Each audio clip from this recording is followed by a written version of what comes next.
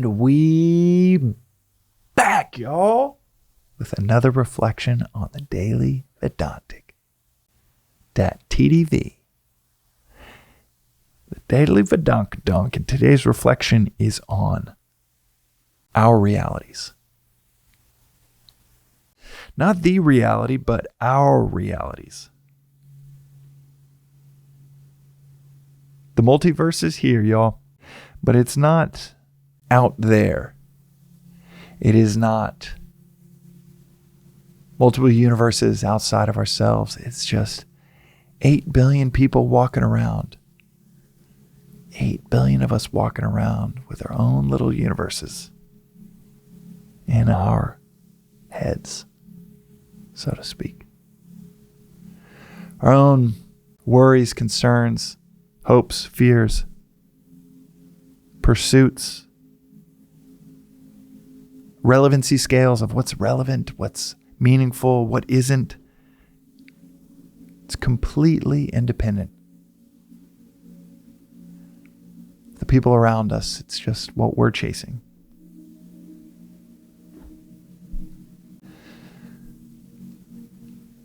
And so often, our realities, our entire realities, come down to what we give our attention to. Not what's happening around us, not what people need of us, not what just happened, what is happening, what is about to happen, but just to what we give our attention to.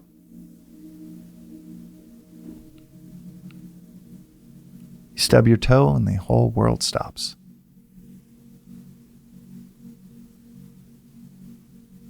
You have knee pain and a strong desire to escape it. And it monopolizes your entire reality. You can be in the middle of a great day, a great rhythm in life. Everything is going well, and then you find out about that birthday trip with those 8 friends that you wouldn't have even gone on anyhow, but that you didn't get an invite for. And my God, your entire day is ruined. Absolutely ruined.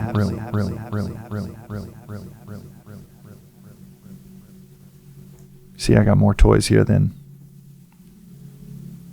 you might know about with my music equipment. But when you think about that, when you reflect on the fact that, wow, my entire reality so often comes down to what I'm giving my attention to. Of course, it's a bummer when your attention is seemingly stolen from you. But it's quite the powerful notion to recognize that you can set your attention to then set your reality.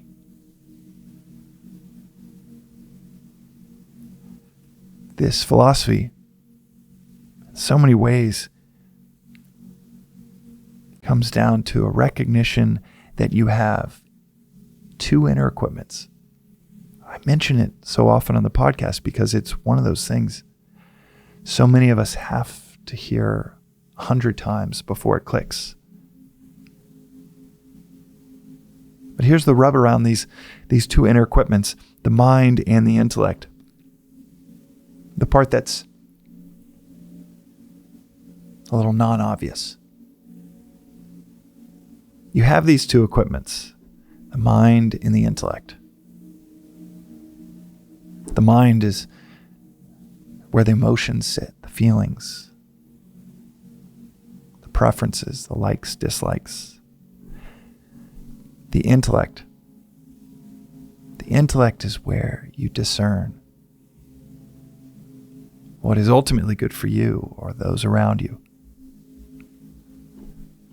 A long-term preference over a short-term one. Service over indulgence. This comes from the intellect, which for many of us is nascent, is rarely invested in because culture around us never mentions it, much less reinforce the importance of the quote-unquote adult in the room that the intellect, that its role is, with the mind being like a child. But here's the non-obvious part about these two things. And that is, when we recognize so often our entire realities come down to what we give our attention to. The non-obvious part, with the intellect playing the role of directing our attention, is that you choose your reality. Now, I'm not saying the absolute reality. There's nothing we can do about the absolute reality. The capital T, truth. That is more powerful than any intellect. But when it comes to your reality, that meeting you have tomorrow, that's sapping all of your energy, the screaming child, the painful shoulder, the option of a third or fourth drink, that discomfort, that's deep, deep sadness that makes that third or fourth drink feel so appealing.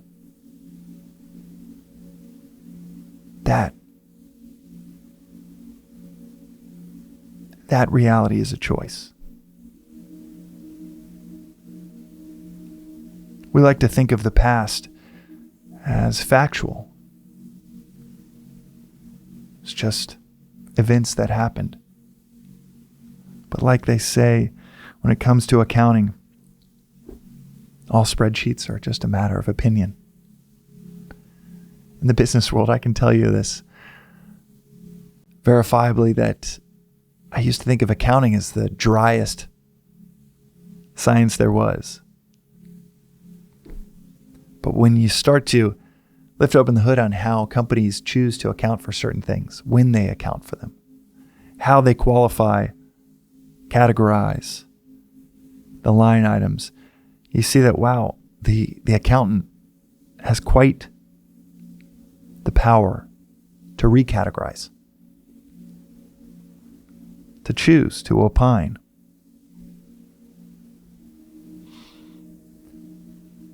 Our memories, our past, that is a matter of choice even more so.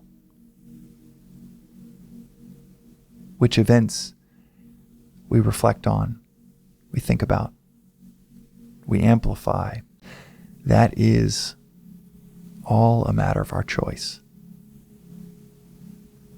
of what we give our attention to.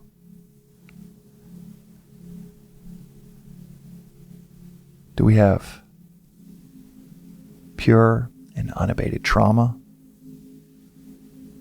with a prior challenge, or do we recognize the pain but also see the growth?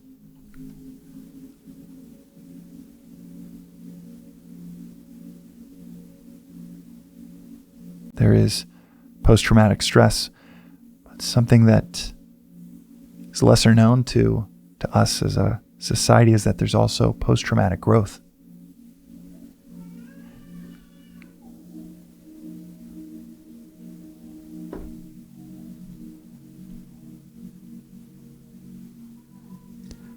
I can hear our youngest daughter crying right now in the backyard. And there was immense pain during birth. But would we choose to only remember the pain,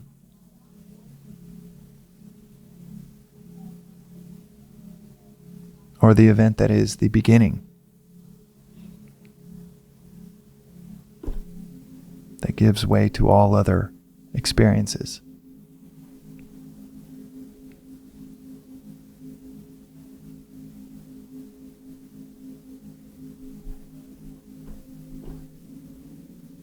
It's our choice.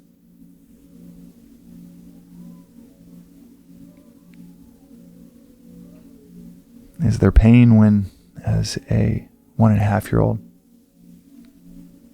she's falling while learning to walk? Or is that pain an inevitable, preferable aspect of progress? Is it falling? Or is it evolving?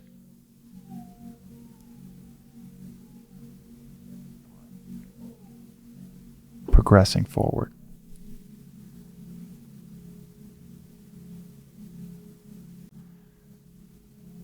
This notion is maybe one of the most powerful within the philosophy. That you can choose your reality. But before you can wield the sword with this newfound power, which most refuse to believe when they first hear it. Before you can wield the power, it's not even about wielding it or using it. Perhaps it's just about reflecting on whether it's true or not. Whether our entire realities do indeed come down to what we give our attention to so much of the time. But on the other side of that reflection, if there is any truth to it, on the other side of that reflection,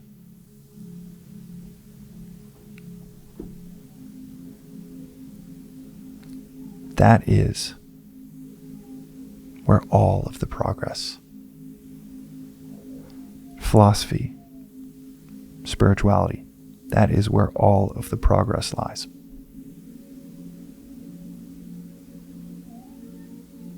On the other side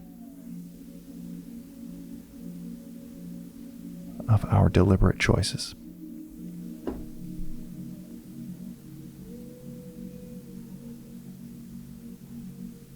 And our deliberate realities.